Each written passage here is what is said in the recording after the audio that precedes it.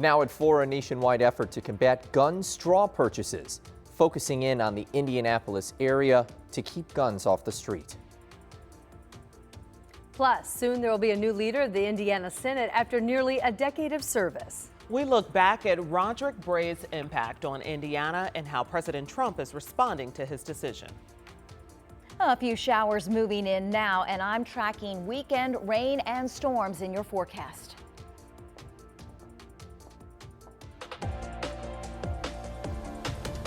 Good afternoon, I'm Anne Marie. In with Felicia. Dustin is off on this Friday night at 4, and we begin this afternoon at 13 News at 4 with the effort to keep guns out of the wrong people's hands. Federal agencies right now are partnering with local city and state leaders. They want to expand a public education campaign on this very issue. So the goal is to remind Hoosiers about the stricter penalties for people who obtain guns illegally. Brandon Schaff joins us in studio with more on how all of this works. Yeah, Felicia and Marie, this is all about keeping guns out of the hands of people who wouldn't be able to buy them legally. And inside a place like Range USA right here in Indy, you'll find signs from this campaign educating the public on the consequences of straw purchases of guns.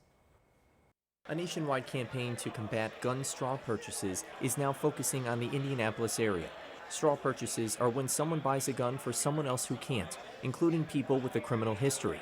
Gun retailers like this play an important role in prevention. Neighborhood firearm retailers like Range USA and those throughout the Indianapolis area are literally the first line of defense against these types of crimes. If guns make it out of the store and into the wrong hands, ISP says they're the next line of defense. We find these weapons in vehicle crashes as a result of criminal investigations and other traffic stops. We find them every day all over the state of Indiana. ISP joined IMPD, ATF, the U.S. Attorney's Office, and others to discuss the Don't Lie for the Other Guy campaign against straw purchasing. ATF says gun trafficking investigations in their Ohio and southern Indiana region doubled over the last year. They say many straw purchasers mistakenly think they're just doing someone a favor or making a quick buck.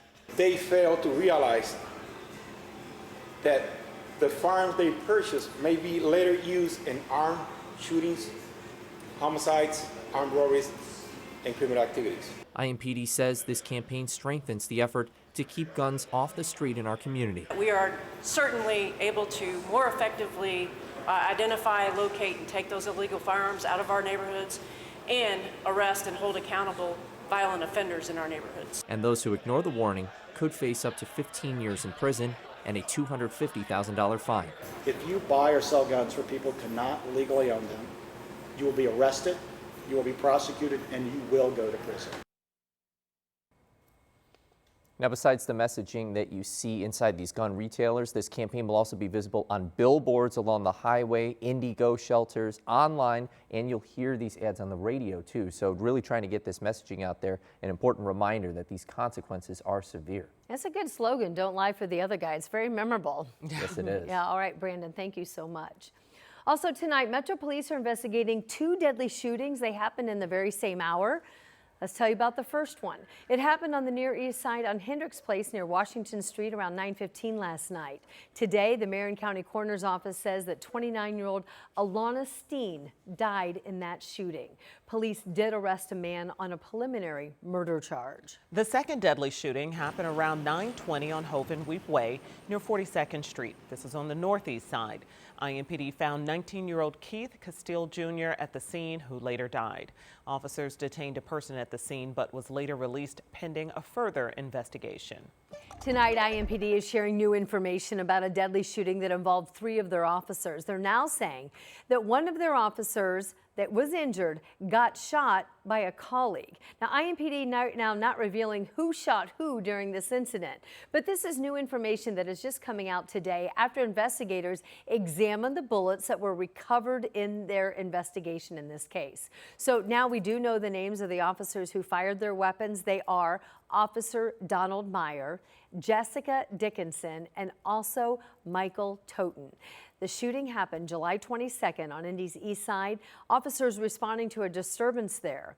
21-year-old Daly's Jet died in the shooting, and 2 officers in the end went to the hospital for care. Rich and I talked with IMPD and also Jet's family today. He'll have more on 13 News at 5 about what they think about this friendly fire between the officers. Police in West Lafayette say a child is safe after a reported abduction. It triggered a multi-state investigation from West Lafayette, ultimately ending in Louisville, Kentucky area. That's where police found 22-year-old Jasmine O'Sullivan with the 6-month-old baby. Investigators say the woman gained the trust of the child's mother using someone else's identity before taking the child. O'Sullivan is being federally charged with kidnapping.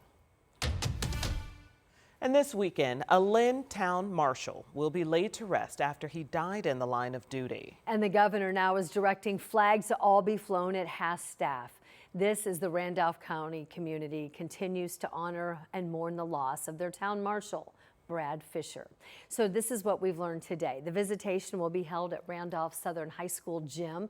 It'll be starting at 11 and it'll run through 4 o'clock on Sunday. The funeral service will be right after, and it'll be right there in the gym. 13 News will be in Randolph County as friends, family, and public safety together all come together to remember and honor Brad Fiser. Fiser died Wednesday during a chase. He was setting out stop sticks when a suspect lost control and hit him. Police say the 34-year-old woman was trying to get away from officers in a stolen car.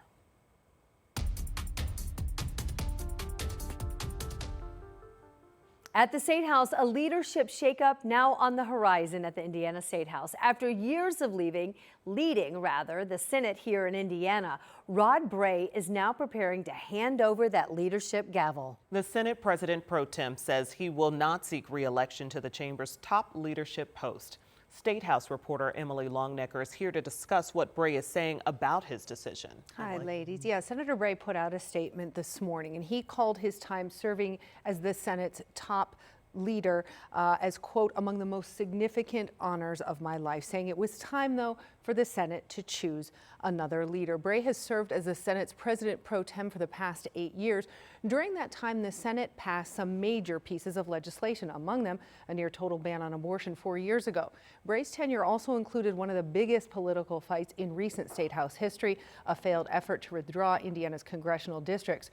Bray found himself at the center of that debate after repeatedly saying the votes were not there in the Senate to redraw Indiana's congressional districts mid-decade.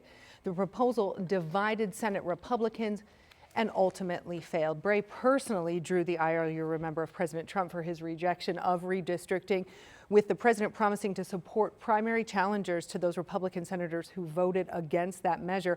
Almost nearly all the incumbent Republican senators who opposed redistricting lost to primary challengers in May. Those primary challengers were backed by the president. Those threats of being ousted also extended to senators who continued to support Bray as the Senate's leader. Now, in his statement, Bray referenced not putting members, quote, in jeopardy from their own party simply because he was asking members to support his reelection as pro tem. Lots of back and forth there. Any thoughts about who might emerge to say, raise my hand, or you think it's too soon for So that? there are a couple thoughts. There are a couple names being bandied about, and we're going to get into that at 5:30. But also President Trump putting out something today on Truth Social about Rod Bray not seeking re-election, saying Rod Bray should be ashamed of himself for costing our country, mainly the Republican Party, 2 U.S. House seats, and for costing all of his colleagues who went along with him an election loss. Isn't it amazing how politics works? Yes. So coming up tonight at 5:30, we are going to hear from experts about who we could see lining up to replace Bray and what that process is going to look like. Yeah, so just certainly drawing the attention from the White House here, Yes. the changes here in Indiana. Yes. A strong impact nationally as well as statewide. We're seeing it on the Absolutely. local level. The reverberations of that redistricting decision still continuing now. All right, so Emily's coverage will continue out through the next couple of hours. And we also want to let you know that she's going to be taking a closer look at this topic this weekend on this weekend's edition of Crossroad Politics. That's where we keep you updated on all the political headlines from across the state. So if you're interested, that new episode drops at 10 o'clock Sunday morning. It is on the WTHR streaming app. And again, and we'll be back with more on this as our news continues. All right, let's all hold hands and go outside, friends. It is a beautiful morning, though we are expecting a shift. It'll still be beautiful, but we know rain is on the way, and it could really impact the weekend the next couple of days. Yes, Friday afternoon, and we're all, of course, worried about the forecast for the rain this weekend. What time do I need to be home by? I was going to say, you may not want to hold my hand after I tell you what's coming. Yes, well, so many of us have outdoor plans, or it's the opportunity to get out of the office, get out of the classroom, and be out and about.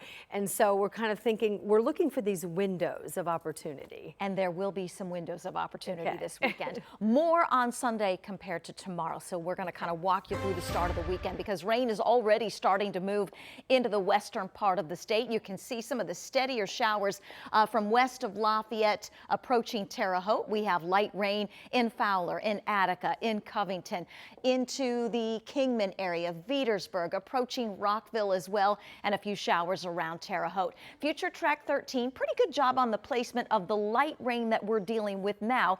This will continue off and on for the next couple of hours. The good news for outdoor plans this evening, no lightning associated with this. We're going to be keeping a close eye on some storm development out to our west. This would bring us a better chance for some heavier rain and some rumbles of thunder late tonight and early tomorrow. There will be some windows of some dry time on Saturday. I'm going to have the local analysis for you in just a few minutes. Well, it is described as the best 4 days in gaming. We are live at Gen Con Day 2, and we'll introduce you to some of the popular characters still ahead. It's another late tip-off tonight for the Indiana Fever taking on Portland. I'll have some keys to a potential victory coming up in your Fever Minute after the break.